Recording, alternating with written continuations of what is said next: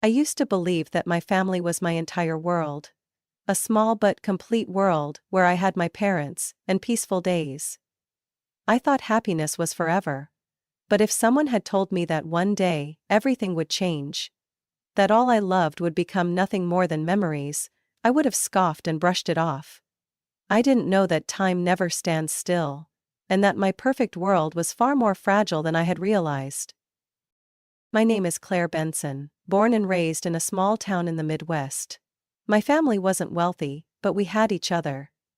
My father, David Benson, was an accountant, a quiet man, but one who always found a way to make me laugh when he came home after a long day.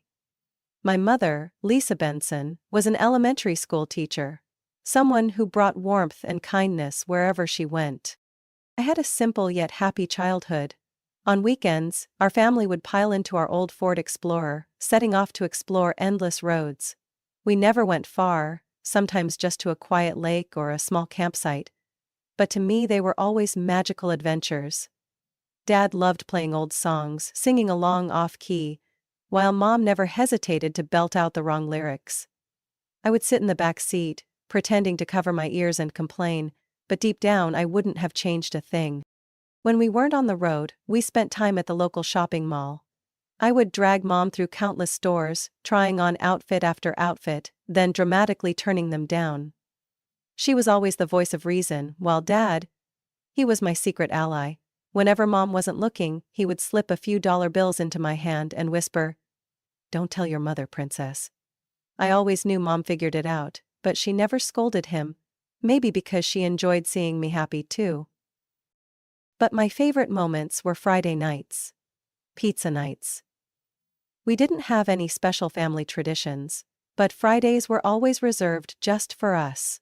We'd sprawl out on the living room floor, watching a movie that didn't really matter as long as we were together.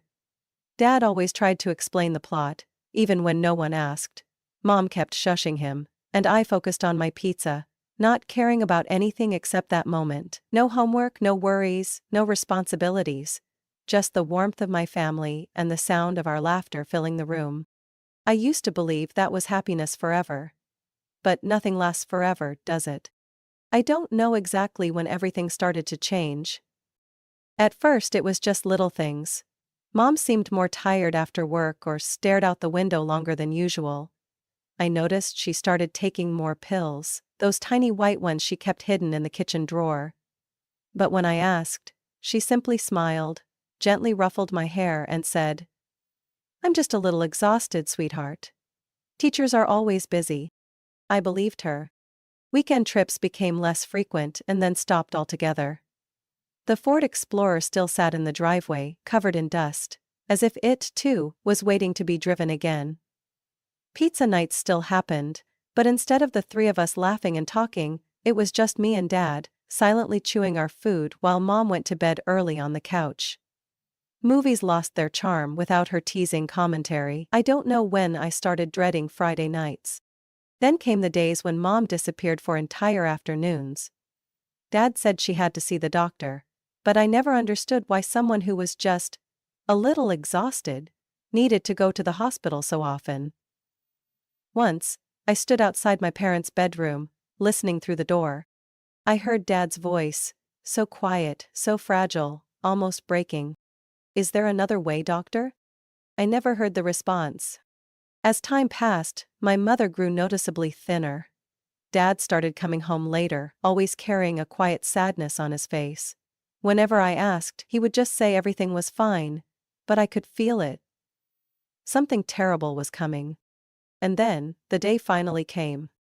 It was a Tuesday, but I don't remember the exact date. I only remember coming home, dropping my backpack on the floor as usual, and calling out, "Mom, I'm home!" No answer. The house was too quiet, eerily still. Then I heard something. The steady beeping of a machine upstairs. I ran up the stairs. The door to my parents' bedroom was slightly open.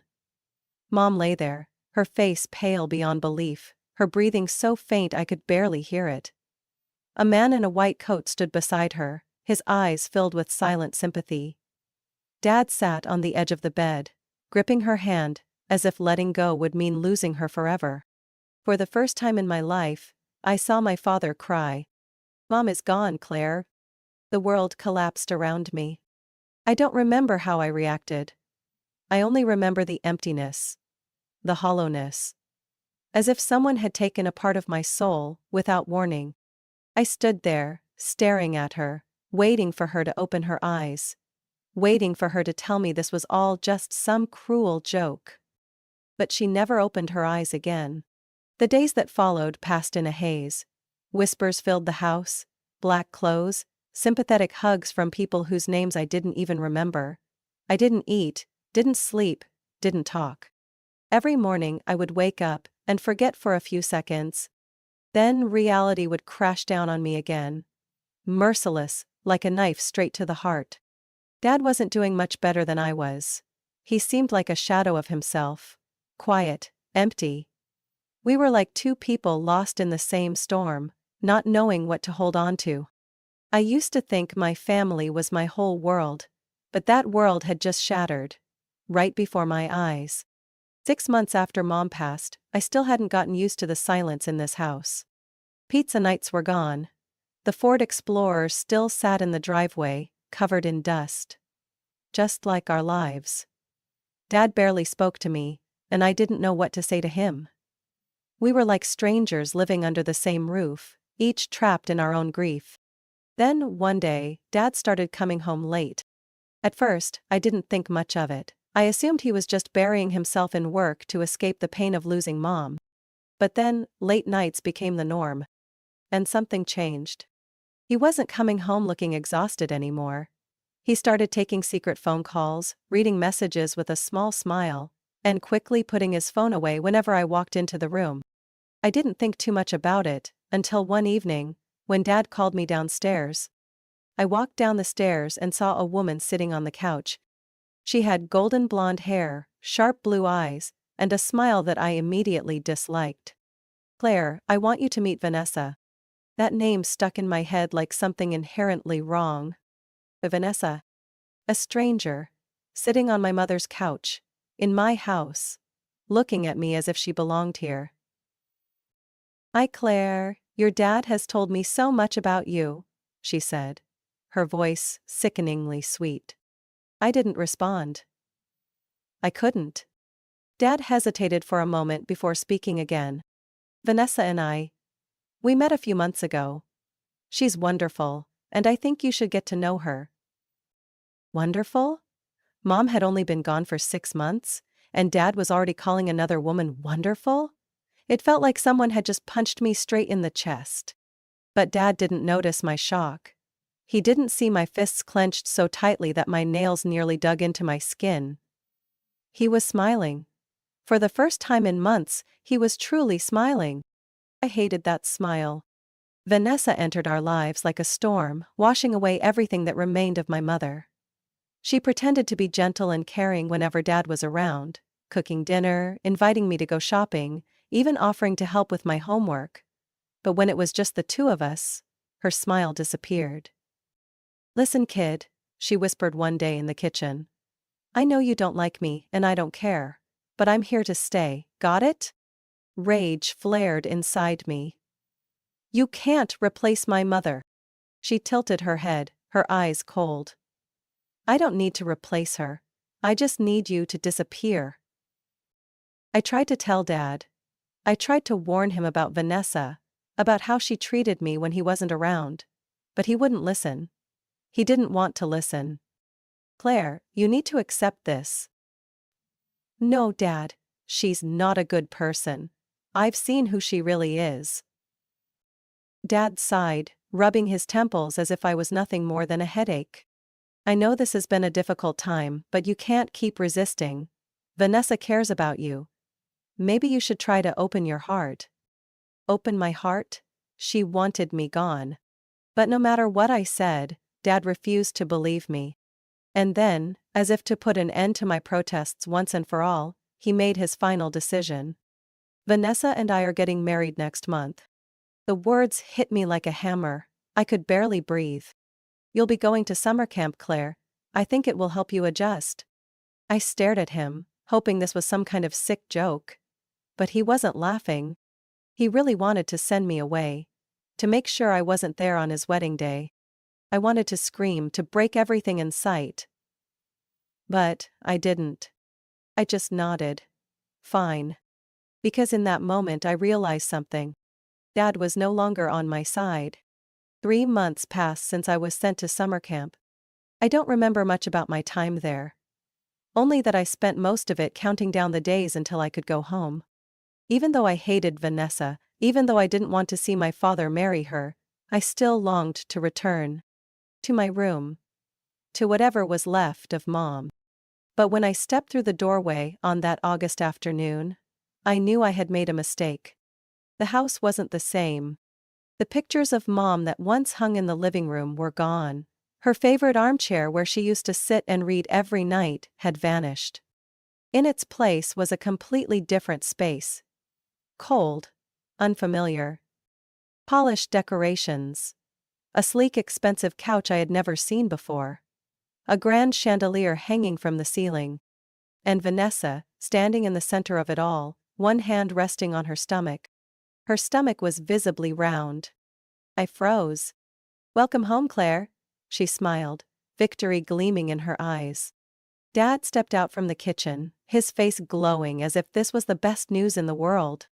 "Sweetheart, I have great news, you're going to be a big sister. Vanessa is pregnant." The shock hit me like a tidal wave. Mom had only been gone a year. I was still struggling to accept that she wasn't here anymore. And yet, Dad was already ready for a new family. A new child. Vanessa gently ran her hand over her stomach, her voice as sweet as honey. "We're really hoping you'll be happy about this, Claire. A fresh start for all of us." A fresh start. I said nothing. I couldn't. But the nightmare wasn't over yet. As I dragged my suitcase toward my room, Vanessa stepped in front of the door, blocking my way. "Oh, I almost forgot," she said lightly, as if discussing the weather. "Your room is now the baby's room." I stared at her, stunned. "What?" "We need space for the baby, and your room was the best option," Vanessa shrugged. "But don't worry. Your father has already arranged a new place for you." I turned to Dad, desperately hoping he would deny it. Hoping he would stand up for me. But he just stood there, avoiding my gaze. "You'll stay in the guest room, Claire. We didn't have any other choice." The guest room? I opened the door to my new room. A tiny, empty space with a single bed and a small dresser.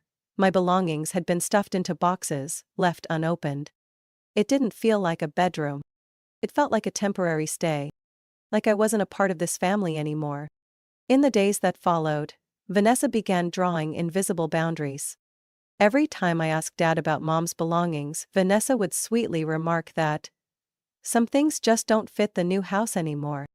Every time I tried to join a conversation about the baby, she would laugh lightly and tell me I was too young to understand grown-up matters. Gradually, I wasn't allowed to be around Dad for too long.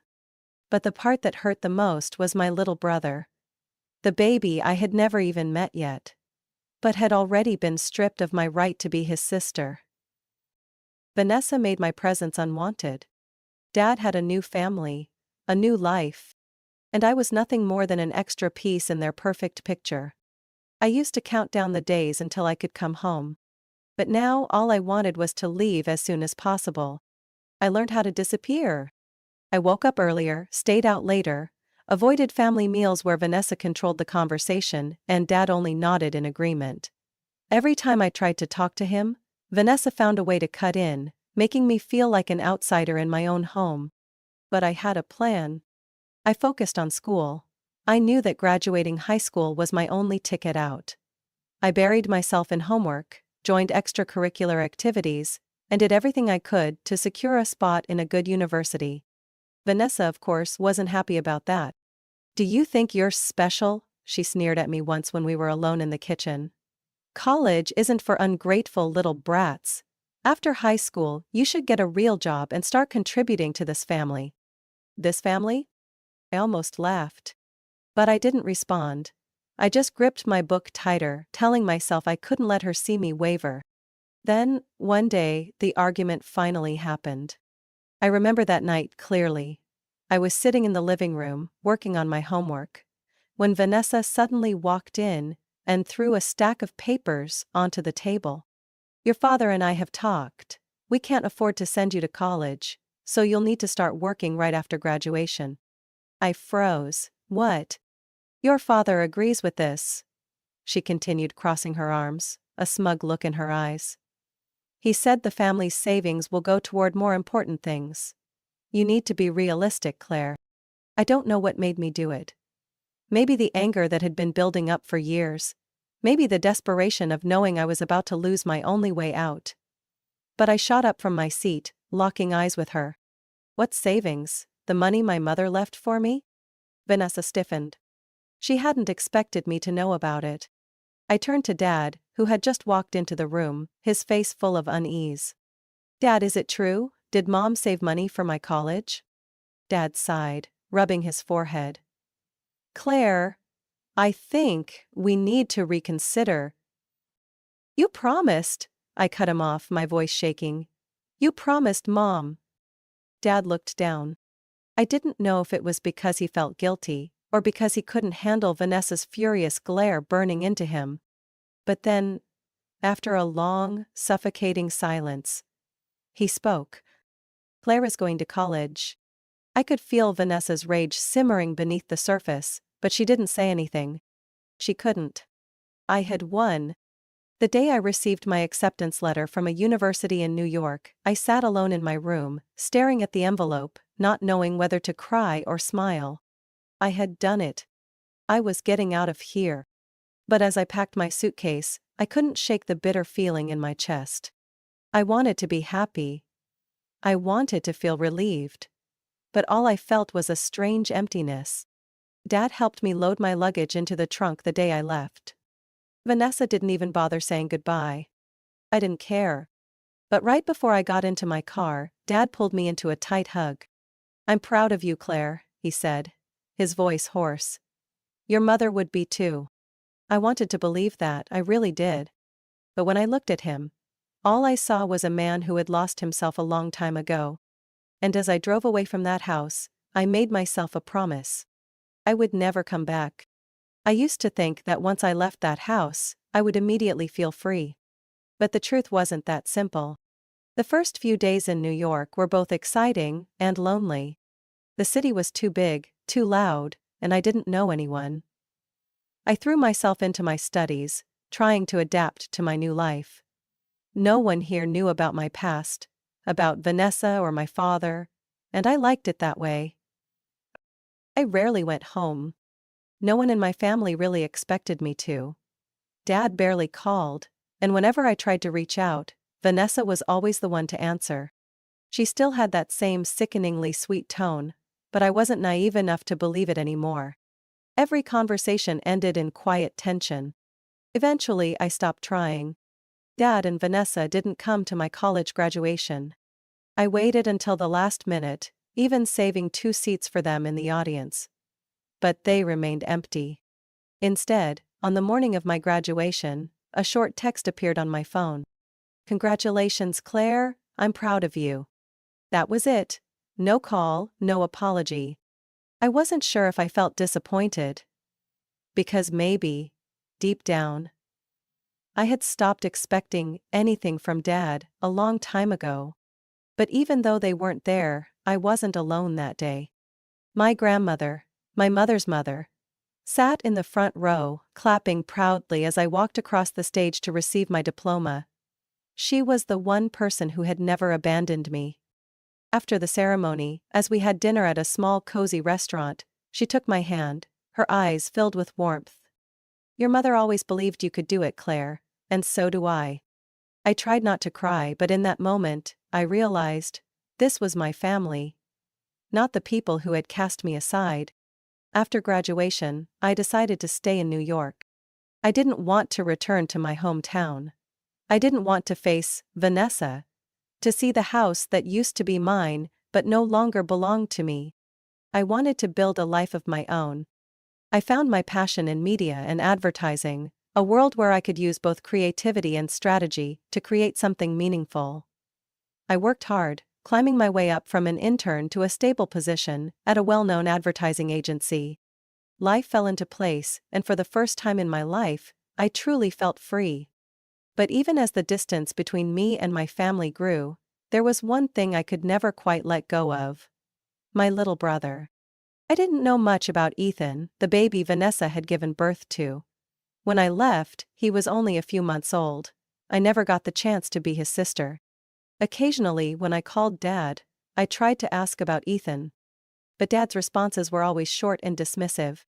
He's doing well, he's healthy. Vanessa never let me have a chance to connect with him. Still, I couldn't stop wondering. Did he even know I existed? Had he ever asked about me? Maybe one day, I would have answers. But for now, I had a life to build. And I wasn't going to let the past pull me down one more time. I hadn't heard from Dad in nearly 3 years. My life in New York was stable.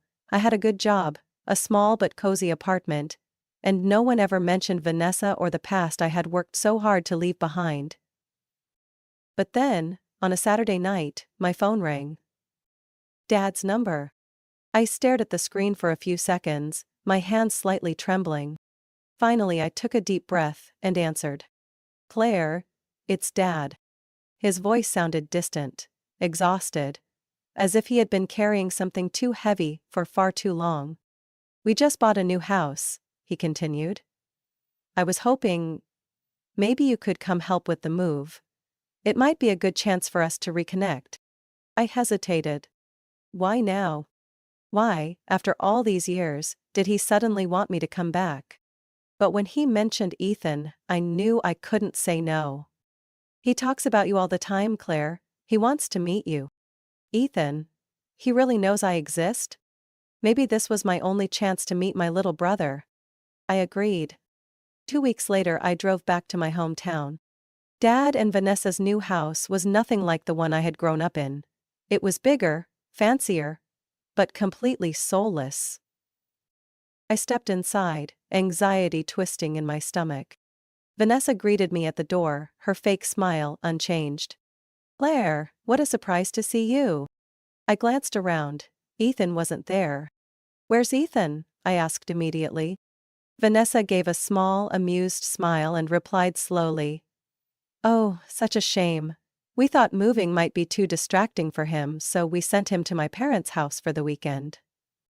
A cold chill ran down my spine. She had done this on purpose. Dad stood there, looking away. He knew, and he hadn't stopped her. I clenched my fists, swallowing the anger rising in my throat. Fine, I'll help with the move then. Nothing could have prepared me for what happened next. As I walked into the storage room, I saw a sealed cardboard box. On the outside, scrawled in marker, were the words, "Old things, throw away." I opened it, and my heart clenched. No. Photos of my mother. The books she used to read. The necklace she wore every day. All of it had been shoved carelessly into the box, like trash. My hands trembled as I picked up a photo. Mom, holding me as a baby, her face glowing with happiness. I walked into the living room, gripping the picture tightly. I held it up in front of Vanessa. What is this? My voice was cold, sharp. She barely glanced at it before shrugging. Oh, those things don't really fit in the new house anymore. Everything needs to change, Claire. It's only natural. It felt like a knife straight to my heart. Don't fit? I repeated, each word slow, controlled, as I fought back the storm of emotions threatening to explode. This is my mother. This is her life. She is not some old thing to be thrown away. Vanessa chuckled softly, her voice dripping with condescension. Don't be so dramatic, Claire. The past is the past. Do you really think your father wants to look at these things every day? Seeing them just makes it harder for him to move on. Maybe it's time you forget about your mother. My fingers tightened around the photo until my knuckles turned white. I turned to Dad, hoping, desperately, that he would say something, that he would protest, that he would stand up for me. But he just stood there, silent. I had waited for this moment for so long. for him to realize his mistake, for him to fight for me, for my mother, for everything we once had. But he did nothing. I couldn't take it anymore. Without a word, I turned around, gathering every single one of Mom's belongings and loading them into my car. No one stopped me. No one said a word. As I shut the trunk, I stood there for a long moment, staring at the house that was supposed to be home. Dad stood on the doorstep, his expression filled with hesitation, with guilt. But he didn't move. I had nothing left to say to him. I got into my car and started the engine. But just as I was about to drive away, my eyes drifted to the second-floor window. Ethan. He stood there, his wide blue eyes staring down at me. He knew who I was. He was watching me leave. And in that moment, I realized I couldn't abandon him the way Dad had abandoned me. I had to come back. But not now, not while Vanessa was still in control. I would wait. And one day I would take my little brother with me. I thought that leaving that house for the last time would be the end of it all. But I was wrong. 2 weeks later my phone rang again. I had planned to ignore it, but something inside me still hadn't fully let go. I took a deep breath and answered. Claire, I need to talk to you. His voice held a hint of hesitation, but then he continued. Vanessa and I are hosting a housewarming party next week. Family, friends. We want you to come. So people can see that our family is still strong. I couldn't believe what I was hearing. You want me there, for what? I let out a dry laugh. To be part of your perfect little show? Dad sighed. Claire, you're my daughter. I want you to be part of this family. This family? The one I had been pushed out of? I let out a bitter chuckle, but still agreed. Fine, Dad. I'll come. But Vanessa always had her own way of manipulating everything. 3 days before the party, I got a text from a relative. Claire, are you coming to the housewarming party? I heard it's tonight. I froze. Tonight? I immediately called Dad, but he didn't answer. I knew exactly what was happening. Vanessa had changed the date on purpose. She wanted to make sure I wasn't there. So I wouldn't show up. So I couldn't challenge whatever story she planned to tell about me. But she had forgotten one thing. I was no longer a child she could control. I scrolled through my contacts and dialed the number for the high-end restaurant they had ordered catering from. Hello, this is Claire Benson. I'm calling to confirm the catering order for tonight's party. The friendly manager responded. Yes, the Benson family's order. It's scheduled for delivery in 2 hours. I smirked. Actually, there's been a slight change. I'd like to cancel the order. A brief moment of confused silence. Are you sure? The order has already been paid for. Absolutely sure. I hung up, a satisfaction spreading through me. That evening, a relative of mine live-streamed from the party. I sat on my couch, sipping a glass of wine, watching silently. They had set up everything to look like a perfect event. Twinkling lights, elegantly dressed guests. But there was one problem. No food. I chuckled to myself as I watched Vanessa struggle to keep her composure, awkwardly reassuring everyone that the food will be here any minute. But as time passed, unease spread through the crowd. Then suddenly, a voice from off-camera asked, Where's Claire? I thought she was coming too. I sat up straighter, paying closer attention. Vanessa flashed a soft smile. The same, fake, practiced smile I knew too well.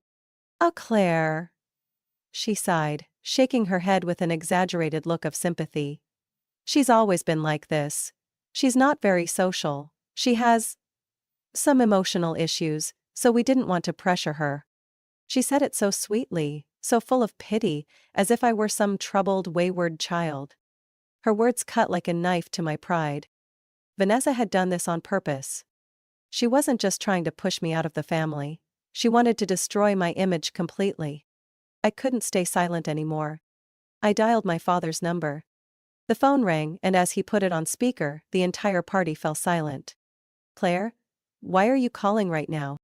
I didn't hesitate. Dad? Is the party going well? Or is everyone too busy waiting for the food? I heard Vanessa's sharp inhale. Claire, what did you do? I let out a cold laugh. Nothing at all. It's just that if I wasn't invited, then the catering order wasn't necessary, right? Murmurs spread through the room. Vanessa was losing control. You selfish brat, Claire. You always want to ruin everything for me. Me? I repeated slowly. Thank you for finally showing everyone who you really are. The energy in the room shifted. I saw guests subtly set down their drinks, whispering to each other. Vanessa had made a mistake. I continued, my voice calm but firm. Dad, I'm exhausted. I've tried so hard to hold on to something that clearly doesn't exist anymore. You chose Vanessa a long time ago. And I'm choosing to walk away from this game. A deafening silence. Vanessa was no longer smiling. And for the first time in years, my father had nothing to say. I took a deep breath. Goodbye, Dad. And then I ended the call. There was nothing but a deep sense of peace within me. I had cut ties with the past. Vanessa could keep controlling my father, but she would never control me again. 4 months after the housewarming party, my father showed up at my door. I was getting ready to go out when I heard a knock. When I opened it, I froze. Dad stood there.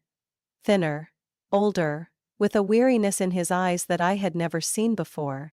Claire. His voice was hoarse, as if he had practiced for a long time just to say my name. I didn't know how to react. 4 months. I hadn't spoken to him in 4 months, no calls, no updates about Vanessa.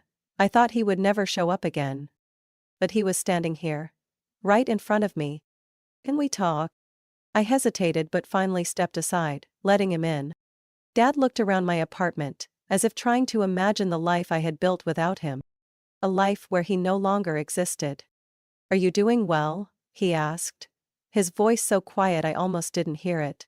Better than ever, I answered, not bothering to hide my coldness. Dad nodded, then let out a long sigh, as if he was gathering the courage to say something important. I was wrong. I went completely still. I never expected to hear those words come out of his mouth. I was wrong to let Vanessa control everything. I was wrong to push you away. I hurt you. And I know that. I clenched my fists, a flood of emotions crashing over me. Why now? My voice wavered slightly. Why did it take you this long to realize? Dad looked down at his hands, as if he didn't know the answer himself. Then he said, I lost you. And I don't want to lose Ethan the same way. I took a sharp breath. Ethan. Hearing my little brother's name felt like a knife cutting through an old wound. Where's Vanessa? I asked, half expecting, half dreading the answer. Dad let out a bitter chuckle. She's been cut off by the family. Friends stopped trusting her after what happened at the party. I felt a slight sense of relief. Not because I wanted revenge, but because, finally, the truth had caught up with her. He wants to see you, Dad continued. He asks about you every day. He doesn't understand why you're not there. My chest tightened. For my entire life I had believed I was unwanted, pushed out of the family. But Ethan was different. He had never even had the chance to know me, yet he still wanted to find me. I couldn't say no to that. 3 weeks later, I saw Ethan again. I chose a small cafe in my old town, a place that didn't hold too many painful memories for me. I arrived early, my heart pounding. Then Dad walked in, holding the hand of a little boy. About 8 years old. Ethan. My little brother looked like Dad, but his deep blue eyes belonged to Mom. I felt a lump in my throat. Ethan stared at me for a long moment. Then suddenly, his face broke into the widest smile. Claire. I frowned. I hadn't expected him to call me that. I hadn't expected him to already know who I was. Before I could react, he ran to me and wrapped his arms around me in a tight hug. I never thought I would cry that day. But I did. From that day on, things began to change. Dad and I weren't completely healed, but we started seeing each other more. Ethan became the bridge between us. He told me about school, about his mischief, about the times he had asked about me but never got answers. Dad listened silently, not interrupting. One day, as I was about to leave, Dad suddenly called out to me, "Claire." I turned around. "Thank you." I nodded. There was nothing else that needed to be said. I returned to New York feeling lighter than I ever had. Vanessa no longer controlled my life. Dad was trying to fix his mistakes. And most importantly, I was no longer alone. Ethan needed me. And I would never abandon him the way I had been abandoned. For the first time in years, I felt truly strong. I had built a life of my own, a bright future. But I had also found back a part of my family. And that mattered more than anything else. The story of Claire Benson. Claire Benson's journey is not just about escaping control, it's about finding herself again. Once cast aside by her family, she rose above it all, built her own life, and healed from past wounds. But life is not always about cutting ties, it's sometimes about giving second chances. Even after being abandoned by her father, Claire chose to open her heart again. Not for the past, but for the future. For Ethan, the little brother she could never turn her back on. Her story is a reminder that true strength lies in our choices, whether to walk away or to go back and make a difference. Claire Benson's story is an emotional journey of pain, resilience, and redemption. What do you think of Claire's decision? If you were in her shoes, would you forgive her father? Leave your thoughts in the comments, and don't forget to follow the channel for more heartfelt stories about family and life.